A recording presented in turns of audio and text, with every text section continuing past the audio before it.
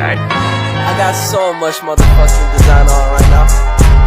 Bring it down, bring it back, make it clap. I got 3 old thoughts, new block, where that thing bitches up a line, and you know. Yang pertama, kita akan membahas teori belajar sosial kognitif. Teori belajar sosial kognitif adalah teori yang mementingkan proses belajar daripada hasil belajarnya. Teori ini menekankan bahwa individu belajar melalui interaksi sosial, observasi, dan pemodelan. Nah, adapun ciri-ciri teori belajar sosial kognitif, yang pertama ada observasi, yang kedua ada pemodelan, yang ketiga ada menirukan, dan yang keempat melibatkan. Tokoh dalam teori belajar sosial kognitif yang pertama ada Albert Bandura. Albert Bandura merupakan tokoh utama yang mengembangkan teori belajar sosial kognitif.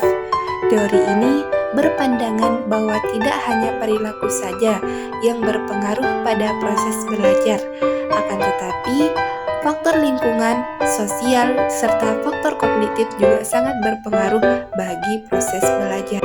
Selanjutnya, kita akan membahas tentang teori belajar humanistik. Teori belajar humanistik adalah suatu teori belajar yang dilandaskan pada psikologi manusia. Nah, adapun ciri-ciri dari teori belajar humanistik itu, yang pertama ada berfokus pada proses aktualisasi diri masing-masing individu. Yang kedua, menitik beratkan bahwa proses merupakan hal penting yang menjadi fokus utama belajar. Yang ketiga, melibatkan peran aspek kognitif, afektif, dan psikomotorik dalam proses pembelajaran. Tokoh dalam teori belajar humanistik. Yang pertama ada Abraham Maslow. Abraham Maslow dikenal sebagai bapak dari psikologi humanistik. Ia meyakini bahwa manusia berperilaku untuk mengapresiasikan diri mereka sebaik-baiknya dan melakukan aktivitas dalam memenuhi kebutuhannya. Selanjutnya kita akan membahas tentang teori belajar sosial konstruktivisme. Teori belajar sosial konstruktivisme adalah suatu pandangan atau pendekatan dalam bidang pendidikan yang menekankan bahwa individu belajar melalui proses konstruksi pengetahuan mereka sendiri.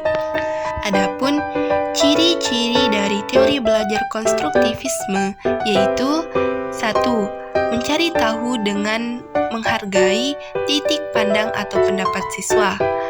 Yang kedua, memunculkan masalah yang relevan dengan siswa. Yang ketiga, menilai hasil pembelajaran dalam konteks pembelajaran sehari-hari. Keempat, setiap pandangan sangat dihargai dan diperlukan. Yang kelima, kontrol kecepatan dan fokus pembelajaran pada siswa. Tokoh dalam teori belajar konstruktivisme. Yang pertama ada Jean Piaget.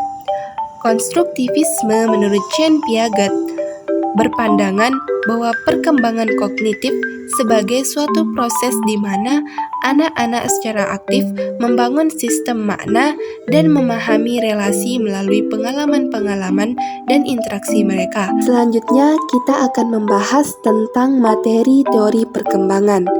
Perkembangan fisik dimulai pada masa fisik bayi. Kematangan fisik pada masa bayi terlebih dahulu pada bagian kepala, kemudian berlanjut pada bagian tubuh lainnya. Perkembangan fisik selanjutnya yaitu pada masa kanak-kanak. Perkembangan fisik pada masa kanak-kanak merupakan kelanjutan dari perkembangan awal anak-anak. Perkembangan ini berlangsung dari usia 6 tahun saat individu mulai masuk ke sekolah dasar. Perkembangan selanjutnya yaitu perkembangan fisik pada masa remaja. Pada tahap ini, perubahan fisik tampak berkembang dengan pesat. Hal ini terjadi karena perubahan fisik merupakan gejala primer yang membuat organisme secara matang mampu bereproduksi. Perkembangan sosial emosional. Perkembangan sosial emosional meliputi 2 hal.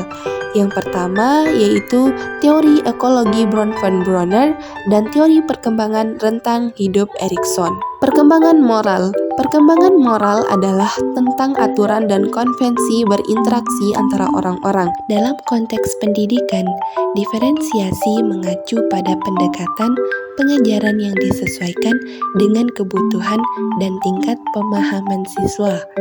Teori belajar Brunner. Jerome Brunner merupakan tokoh pengikut dari belajar kognitif. Teori belajar kognitif lebih mementingkan proses belajar daripada hasil belajarnya. Brunner mengemukakan bahwa dalam proses belajarnya, siswa melewati 3 tahapan, yaitu pertama, tahap enaktif. Pada tahap ini, seseorang melakukan aktivitas-aktivitas dalam upayanya untuk memahami lingkungan sekitarnya. Artinya, siswa secara langsung terlihat dalam manipulasi objek. 2. Tahap eikonik. Dalam tahap ini, kegiatan yang dilakukan siswa berhubungan dengan mental, yang merupakan gambaran dari objek-objek yang dimanipulasinya. Artinya, dalam memahami dunia sekitarnya, siswa belajar melalui bentuk perumpamaan atau tampil dan perbandingan. 3. Tahap simbolik. Tahap ini, kegiatan seseorang telah mampu memiliki ide-ide atau gagasan-gagasan abstrak yang sangat dipengaruhi oleh kemampuannya dalam berbahasa dan logika. Ada 4 dalil yang ditemukan Brunner yang dapat diaplikasikan dalam pembelajaran. 1. Dalil penyusunan. 2. Dalil notasi. 3. Dalil pengontrasan dan keanekaragaman. 4. Dalil pengaitan. Teori Van Hill. Dalam pengajaran geometri, terdapat teori belajar yang dikemukakan oleh Van Hill yang menguraikan tahap-tahap perkembangan mental siswa dalam geometri. Tahapan berpikir teori Van Hill. Ada 5 tahapan teori berpikir Van Hill. Pertama, tahapan pengenalan. Pada tahapan ini, siswa-siswa pada tingkatan awal mengenal dan menamakan bentuk-bentuk berdasarkan pada karakteristik luas dan tampilan dari bentuk-bentuk tersebut. 2. Tahapan analisis. Objek-objek pemikiran pada tahap analisis berupa kelompok-kelompok bentuk, bukan bentuk-bentuk individual. Siswa pada tingkat analisis dapat menyatakan semua bentuk dalam golongan selain bentuk satuannya. 3. Tahapan pengurutan. Siswa mulai dapat berpikir tentang sifat-sifat objek geometri tanpa batasan dari objek-objek tertentu. Mereka dapat membuat hubungan di antara sifat-sifat tersebut. 4. Tahapan deduktif. Siswa mampu meneliti bukan hanya sifat-sifat bentuk saja.